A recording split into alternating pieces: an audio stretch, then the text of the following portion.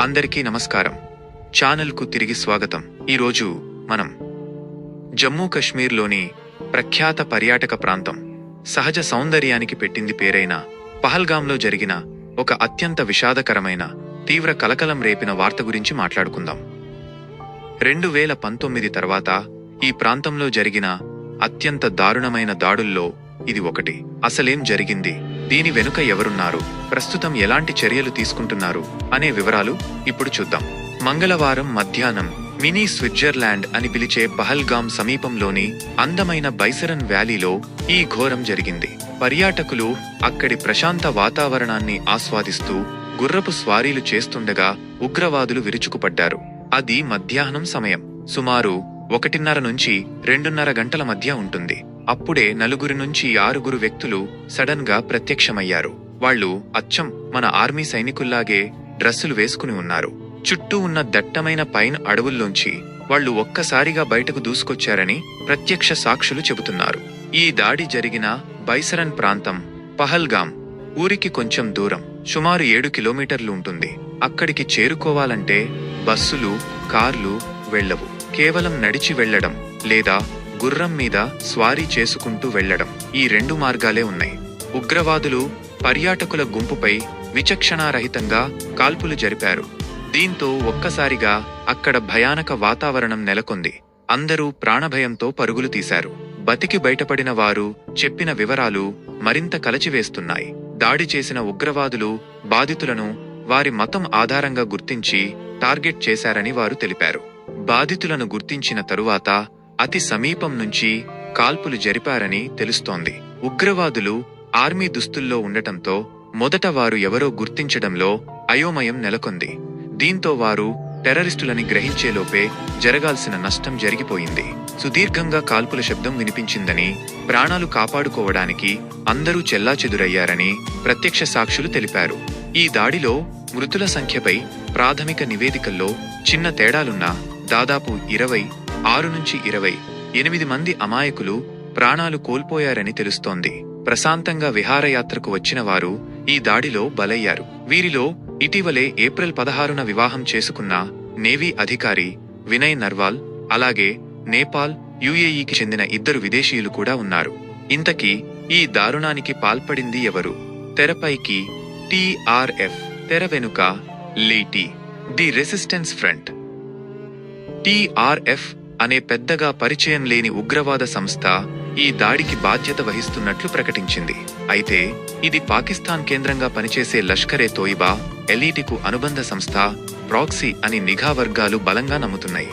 Article 370 రద్దు తర్వాత TRF ఏర్పాటు. అసలు ఎవ్రీ TRF, ఎందుకీ దాడి? 2019 ఆగస్టులో మన ప్రభుత్వం కశ్మీర్కు ప్రత్యేక హోదా ఇచ్చే ఆర్టికల్ 370ని తీసేసింది. ఆ తర్వాత కొద్ది రోజులకే ఈ TRF సంస్థ పుట్టుకొచ్చింది. దీని పేరులో రెసిస్టెన్స్ ఫ్రంట్ అంటే ప్రతిఘటన వేదిక అని ఎందుకు పెట్టారంటే, ఇది మతం కోసం చేసే పోరాటంలా కాకుండా స్థానికుల హక్కుల కోసం చేస్తున్నట్లు చూపించడానికి అని అధికారులు అనుమానిస్తున్నారు. ఇలా చేస్తే బయట దేశాల వాళ్ల సానుభూతి పొందొచ్చని వాళ్ల ప్లాన్ అయ్యుండొచ్చు. వీళ్ళు ఏం చేస్తారు? ఈ TRF వాళ్ళు ఆన్లైన్లో యువతను ఉగ్రవాదం వైపు లాగుతున్నారు. పాకిస్తాన్ నుంచి ఉగ్రవాదులు మన దేశంలోకి చొరబడటానికి ఆయుధాలు, డ్రగ్స్ ఇక్కడికి రావడానికి సాయం చేస్తున్నారు. అందుకే మన ప్రభుత్వం వీరిని చట్ట వ్యతిరేక సంస్థగా నిషేధించింది. దాడికి కారణం ఏం చెప్పారు? బయటివాళ్లు కాశ్మీర్కు ఎక్కువగా రావడం వల్ల ఇక్కడి జనాభా స్వరూపం మారిపోతోంది, అందుకే ఈ దాడి చేశాం అని TRF వాళ్ళు చెబుతున్నారు. అయితే ఈ మాట ఎంతవరకు నిజమో తేలాల్సి ఉంది. కానీ వాళ్ళు చెప్పే కారణం ఏదైనా, దాడి జరిగిన తీరు చూస్తే మాత్రం దీని వెనుక పెద్ద ప్లాన్, చాలా పకడ్బందీ ఏర్పాట్లు ఉన్నాయని మాత్రం స్పష్టంగా అర్థమవుతోంది. తెర వెనుక సూత్రధారులు వీరేనా? పహల్గాం దాడి వెనుక పాకిస్తాన్లోని పెషావర్లో స్థావరం ఏర్పాటు చేసుకున్న లష్కరే తోయిబా సీనియర్ కమాండర్ సైఫుల్లా కసూరి ప్రధాన సూత్రధారి అని నిఘా వర్గాలు అనుమానిస్తున్నాయి. ఇతన్ని ఖలీద్ అని కూడా పిలుస్తారు.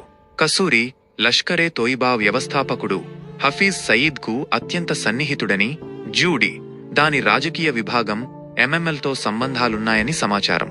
ఫీల్డ్లో లీడర్ ఆసిఫ్ ఫౌజీ ఇక నేరుగా దాడిలో పాల్గొన్న బృందానికి ఆసిఫ్ ఫౌజీ అనే కమాండర్ నాయకత్వం వహించినట్లు తెలుస్తోంది. పోలీసులు 3 అనుమానితుల స్కెచ్లను విడుదల చేశారు. వారి పేర్లు ఆసిఫ్ ఫౌజీ, సులేమాన్ షా, అబూ తల్హా. వీరి నేపథ్యంపై భిన్న కథనాలు వినిపిస్తున్నాయి. కొందరు ప్రత్యక్ష సాక్షులు ఉగ్రవాదులు పాస్టో భాష మాట్లాడటం విన్నామని, ఇది పాకిస్తాన్ మూలాలను సూచిస్తుందని అంటున్నారు. మరికొందరు స్థానికులే అయ్యుండొచ్చని భావిస్తున్నారు. ఫౌజీ అనే పేరు గతంలో సైనిక సంబంధాలున్నాయని సూచిస్తున్నా ఇది ఇంకా ధృవీకరించబడలేదు. వీరి డిజిటల్ ఆధారాలు పాకిస్తాన్కు చెందినవిగా గుర్తించినట్లు ఆరోపణలున్నాయి.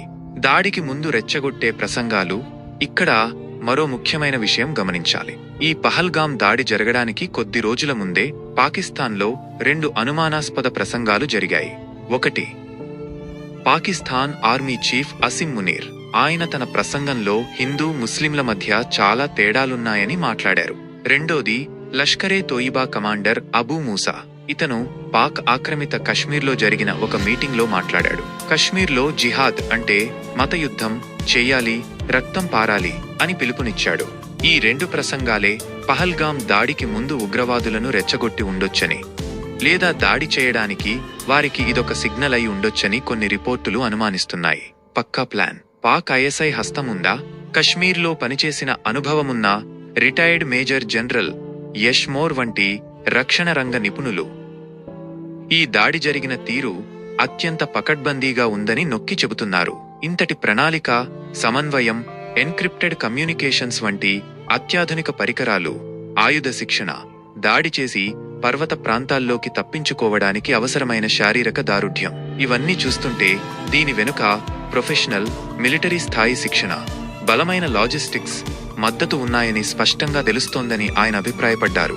ఇలాంటి పరికరాలు సంపాదించడం, ఈ స్థాయి శిక్షణ ఇవ్వడం, సరిహద్దులు దాటి లాజిస్టిక్స్ అందించడం వంటివి ప్రభుత్వ మద్దతు లేకుండా దాదాపు అసాధ్యమని, దీని వెనుక పాకిస్తాన్ గూఢచార సంస్థ ఐఎస్ఐ హస్తం ఉందని మేజర్ జనరల్ మోర్ నేరుగా ఆరోపించారు.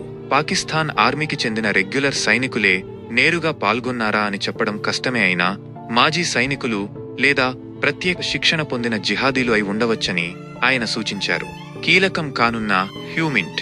ఉగ్రవాదులను పట్టుకోవడానికి మన దగ్గర టెక్నాలజీ ఉంది, కానీ అది మాత్రమే సరిపోదని, ఇంకోటి చాలా ముఖ్యమని జనరల్ మోర్ గారు గట్టిగా చెబుతున్నారు.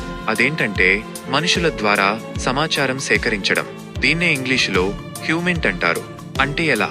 మనవాళ్లు నేరుగా అక్కడి ప్రజలతో కలిసిపోయి వాళ్లతో మాట్లాడి నమ్మకం ఏర్పరుచుకుని ఉగ్రవాదుల గురించి అసలు విషయాలు తెలుసుకోవడమన్నమాట.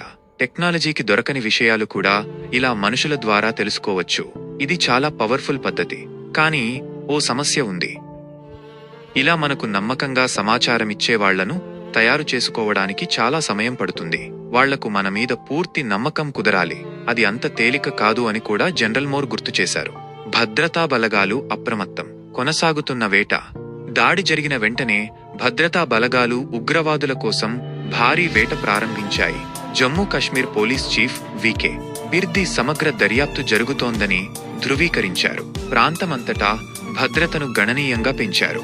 బాధితుల కుటుంబాలకు అండగా నిలవడం, వైద్య ప్రక్రియలు పూర్తి చేయడం, మృతదేహాలను వారి స్వస్థలాలకు తరలించడంపై అధికారులు దృష్టి సారించారు. ఆర్టికల్ 370 రద్దు తరువాత హింస కొంత తగ్గినప్పటికీ ఈ ప్రాంతంలో ముఖ్యంగా పౌరులను లక్ష్యంగా చేసుకుని శాంతికి భంగం కలిగించే ఉగ్రవాద ముప్పు ఇంకా తొలగిపోలేదనడానికి ఈ దాడి ఒక విషాదకరమైన నిదర్శనం. ఇది ఇంకా కొనసాగుతున్న విషయం. తాజా సమాచారాన్ని మేము మీకు అందిస్తూనే ఉంటాం. ఈ అత్యంత క్లిష్ట సమయంలో బాధితులు, వారి కుటుంబాలకు మా ప్రగాఢ సానుభూతి. ఈ విషాద ఘటన కశ్మీర్లోని భద్రతా పరిస్థితిపై మీ అభిప్రాయాలు ఏంటి? కింద కామెంట్లలో మాకు తెలియజేయండి. ఈ వీడియోను లైక్ చేయడం, మరిన్ని అప్డేట్స్ కోసం సబ్స్క్రైబ్ చేసుకోవడం మర్చిపోకండి. సురక్షితంగా ఉండండి. మరో వీడియోలో కలుద్దాం.